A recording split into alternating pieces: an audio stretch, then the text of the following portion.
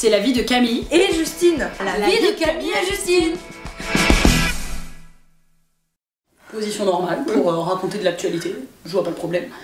Mais dites-moi, vous aussi vous avez reçu beaucoup de mails ces derniers temps? Oui, des mails vous indiquant que le nouveau règlement sur la protection des données était arrivé? Oui.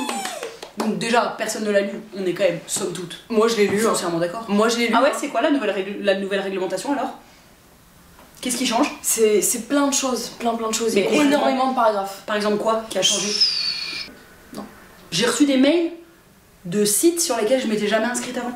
Donc, leur règlement sur la protection des données commence peut-être par me demander si je voulais être inscrite chez eux. Eh, laissez mes données. Non mais oh. Bah il y avait un débat projet de loi agriculture et alimentation. Et du coup ils ont rejeté l'amendement visant à interdire toute utilisation du glyphosate. Mais du coup ça veut dire que c'est bon, c'est bien et ça fait de mal à personne? Non, ouais bah sûrement, bah, vu qu'ils le laissent, j'imagine. Ou alors ils savent pas et ils ont quand même voté. Ouais. Ils feraient quand même pas ça, notre gouvernement. Non. Bon, quand même. Non. Ils sont pas fous. Mais de toute façon en même temps ils pouvaient pas trop s'attarder sur le sujet parce qu'il y a eu autre chose aussi, c'est qu'ils ont rejeté chocolatine. Tu vois, chocolatine. Ah bah parfait, s'ils ont pris du temps pour parler de ça, alors c'est normal qu'ils aient pas vraiment creusé le sujet du glyphosate. C'est un sujet majeur de savoir si on dit pain au chocolat ou chocolatine quoi. Ouais. C'est le débat de l'année. Depuis 2012. Ça m'en touche une sans faire bouger l'autre. Je préférerais entendre parler de foot toute la journée que d'entendre encore quelqu'un me faire ce débat là. Non, on dit pain au chocolat. Non, on dit caillou, non, on dit pierre. Ok. Vivement qu'il y ait ce débat à l'Assemblée pour savoir si on doit dire une pierre ou un caillou. Eh, ça y est, les résultats sont tombés sur Parcoursup. Wouh, wouh. C'est le nouvel admission post-bac. Donc là, tous les terminales sont allés hop, rentrer leur petit code pour savoir où j'ai oui, été mon vœu accepté. numéro 1, mon vœu numéro 2, mon vœu numéro 3, mon vœu numéro 12, mon vœu numéro 28, mon vœu numéro 57. Ah bah non, je vous arrête tout de suite, madame.